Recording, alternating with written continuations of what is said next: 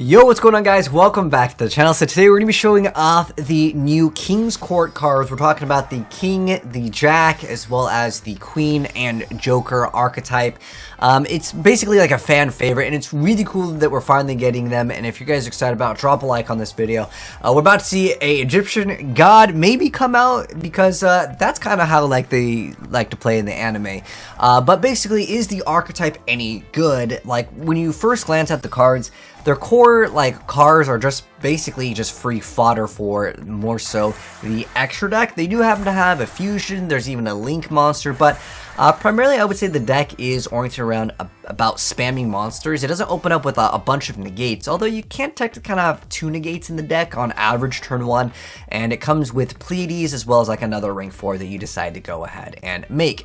Now we have Bower. This has to be negated because this is basically rescue route for them. You tribute it, you get double different monsters. Then we have the Joker straight, granting extra special summons, and you'll see the deck time and time again go for a plays where it's going to go for rank 5. The Joker is basically just a free special summon. So you have Pleiades, we have Utopia coming out. Utopia is also going to be bringing out some extra free cards. We got the Double of Nothing, going to be activating that Double or Nothing effect, and with that bonus 10,000 attack, yeah, it's going to be insane, and he makes the game really, really fast. Now, like I said, there are other cards in the archetype, and I will show you guys them in a moment over here, but I kind of want to show you guys kind of what the deck can do and its weaknesses. So its weaknesses are obviously the same thing that I would say most Yu-Gi-Oh decks have, which is like, if your opponent makes a huge board with a bunch of negates, is there something in its own archetype to get rid of things? I would say not really. It's not really made and designed to like deal with a huge board that has a bunch of negates.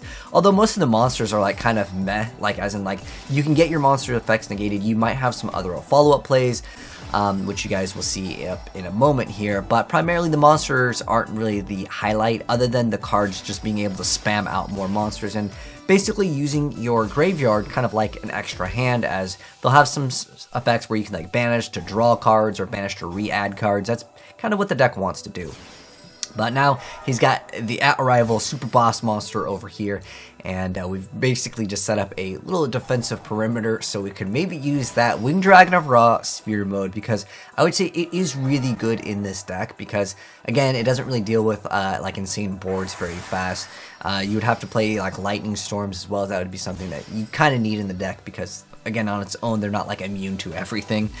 So we have Winged Dragon Ra. This card is pretty good for the sphere mode, and just defending up until we can make our bigger plays. We'll see Court of Cards activated. This is the banish. So if you control no monsters or their own archetype, so it's like the Queen, King, and Jack's Knight, you get a special summon one of them from your hand or graveyard, and then you can banish up to one of each of the King, Queen, and Jack, and then you get to draw the same amount that you banish. So it's actually a pretty decent card. Again, it's just all about recycling these like vanillas for the most part. I guess King's Knight technically gives you well, while you control Queen's Knight, you get a special summon one, but you'll be able to manipulate and get the effect of that with Joker's Knight, because you send one, and then this card's name becomes that monster's name. So that's kind of what you can do. But Pleiades is basically the star of the deck, but like I mentioned before, there are other ways to play the deck, so I want to go ahead and show you guys what more commonly people will be making turn 1. A lot of times you will see them go right into the Link monster. There is, however, another fusion monster in the deck's archetype. No one makes them. Like, it's just realistically not that great. Like, I've seen people go for Arcana extra Joker turn 1. So what this card does is when a spell, trap, or monster effect is activated that targets this face-up card in the field or a monster this card points to, which usually turn 1 you won't have additional monsters with this card, but you get to negate the activation. And then when this Link summon card is destroyed by battle and sent to the graveyard, you get to special summon one level 4 warrior normal monster from your deck, and if you do, you get to add a level 4 warrior monster from your deck to your hand. So the other effect, I mean, it's not a bad effect, but like a lot of times if you go for Arcana Force Joker pass extra Joker, can you get the effect off consistently? I would say it's rough, but yeah, it does set you up, and I have to show this. This is important for the gameplay. Big shouts to 117-013 and Subas for hooking me up with the actual play for this. So this is Crooked Cook. If you guys don't know what this card does, it's almost like a win condition by deck out. This guy even goes for the mage power. This guy's like, he's He's an old school Yu-Gi-Oh player, all right? But a lot of people with this deck, that's what they want to do. They want to do Cypher. But Crooked Cook, to explain this because it needs to be explained, it gained 1,000 boost from this card, and it cannot be destroyed by your opponent's card effects. And then on top of that, it's basically unaffected by other card effects. You could also make it, technically there's another card, which we covered, where it made it so he couldn't be destroyed by battle. And basically, he is just a boss monster that can't. He's just immune to everything. That's kind of the goal with him. But you can still attack, and he'll still take damage. You know, as long as it's in attack position. Doesn't have the greatest of defense, so you can also do piercing damage against it. But for the most part, that is like the core mechanic of him. We got 4,000, now back to 3,000, and now we are back to 2,500, so you gotta watch out for this. Oh, he's getting those extra cards. So you can see where people are trying to go with this. Like, a lot of people do want to go for the Cypher plays, and this card is legitimately pretty good. I will absolutely admit that. But Regeki and other cards do exist in the game, so that is going to be unfortunate for him. He had this setup, man. If he only made that thing immune, but he's just like, well, I can't really deal with this. And that can happen with this deck. Sometimes people are just like, you know what, whatever, I'm over it, right? But I did have to show that card. Now, like I said, a lot of people want to play the Egyptian gods. I probably wouldn't recommend the Winged Dragon of Ra. Like, if you do want to make an Egyptian god deck, there's better options. The one card that tributes all of your opponent's cards, use that. It's way better than trying to summon all three. Also playing the vanillas for like Brick City, yeah, it's hard because a lot of people want to make use of that continuous trap card that lets you keep on banishing, and you can draw extra cards, but at that point you're playing more cards, so he's going to go ahead and get that Winged Dragon of Ra Sphere mode, and the Nymph is going to be coming out. You might see a surprise over here. Oh, he gets rid of it. Disparity is activated, but only three. Interesting choice. I think that was a misclick, man. Like, who does it for 3? This guy is wild. All right, so he's going for that pre-prep, gonna get some extra cards to his hand and start getting some extra cards. Like I said, this deck is very resilient at like just getting free cards. We're able to get that like banish effect or whatever, like recycling cards. Dang, I can't even mouse over the card. All right, so during the end phase, if it's in your graveyard, you can target a light warrior monster, you shuffle into the deck, and then you can add this card back to your hand. So you recycle your vanillas again and again and again, which is good. But again, you might draw into them, and that's kind of bad. But that's just the way it works. I mean, if you guys remember Dino Rabbit, when you just draw too many vanillas, it sucks, man. But that's the risk reward that you play with vanillas in any archetype. But I think it's still like a more interesting thing to go ahead and see it being played out. So Mannequin Cat also coming out, really cool card indeed. Mannequin Cat going to be letting the other guy get out a card, but they also get a card. They got the Diviner. And he's going to go and get a bonus off of that Herald of Arclight, being able to search out that Child's Line or the Rebirth of Nymph that he added. And once again, this deck, it keeps on adding cards right back. And that's one thing that's really good with the archetype. And that's all it really does, though. Again, the boss monsters. There is a boss monster, no one plays it though, that's the thing, because it's not good, you know. I'm not going to show you guys what would be considered super bad and give you guys the wrong direction of where the deck would go, but I'll go over some of the cards over here that like we didn't really get to see play, but he's going to go and make Excalibur, and that's going to be game. This is a cool card. I remember this card back in the day in Heroes. It was just a really cool card, and I just had to. Obviously, the Utopia stuff's better, but hey, I liked this card back in the day with Heroes, and he still has a Winged Dragon Raw Sphere mode, which is quite cool. But anyways, now that you guys have seen a few varieties of the gameplays, courtesy of Ricky Player over here, I want to go ahead and give you guys just a brief little deck profile and going over some of the other cards. So this is another one of the newer cards.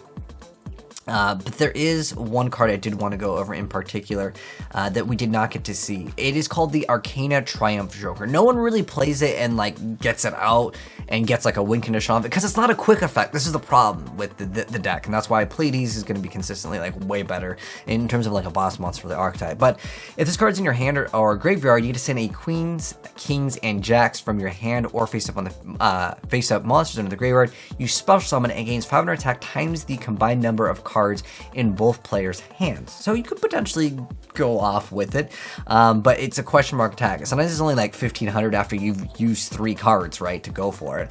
And then also, you can discard a card, destroy all face-up cards your opponent controls with the same type monster, spell, or trap. Therefore, you would lose an additional 500 attack. What would be better, honestly, in most circumstances, like you can play 1 because it's in your hand or graveyard, right? You can proc the effect. You're just better off playing the Lightning Storm or Regeki and just get rid of all of your opponent's stuff and then swing with those 3 monsters, if that makes any sense. And that's why most of the gameplay people don't really play it. And there's also, there's technically like a fusion card. There's Guilty Gearfried. It's once per when a card effect is activated that targets this card as a quick effect. You get to negate the effect and destroy one card of the field. It just requires 2 warriors with different attributes. And then you can destroy 1 card on the field. Again, these are way too conditional. It's, again, going back to like the extra Joker, it's just not that great. But if this card that was fusion summoned using only monsters on the field as material can make a second attack. So technically, yeah, you can attack twice, but again, it's just not what I would consider very, very powerful at the end of the day. And there's also the Arcana Knight Joker, which requires all 3 of them. And then on top of that, once per turn when a spell, trap, or monster effect is activated that targets this face-up card as a quick effect. Again, it's just not the best. It's basically like a worse version of like Makaba. Like, it's just, it has to target this face-up card specifically, and again, you can play around it. But these are newer cards, and so I'm going to go ahead and mention them, but most of your win conditions won't be with these. So I wanted to go ahead and go over the different deck variants, and I'll include the downloadable file via the Discord if you guys just want to download it. But I'm just going to mouse over these relatively quick. The highlight is basically Joker's Knight that lets you just copy and dump one into the grave. Then we have Bower, which is basically the Rescue Rabbit. It is 2 different monsters among those cards, but this is pretty much what people are playing right now. Honestly, I would say it's more of a fun deck than I would consider like a meta and a good deck that I could recommend for competitive Yu-Gi-Oh!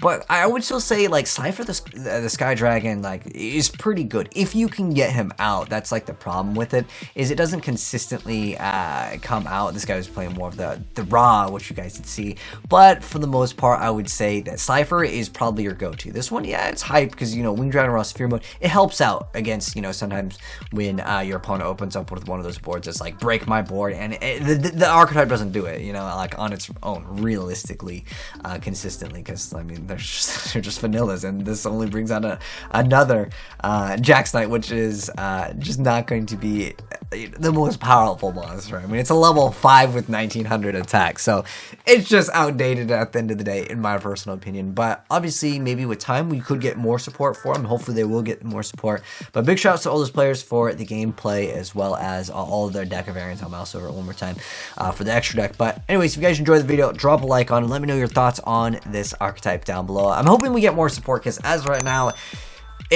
after like a week or 2, we probably won't even see people touching it, you know, other than for like just huge fans of like the Royal Court or King's Court. Like when it comes out, maybe we'll get a couple people playing it, but I think it's kind of is not good yet. Just wait for them to get new support. But anyways, thanks for tuning in, guys. I'll catch you on the next video. I'm out. Peace.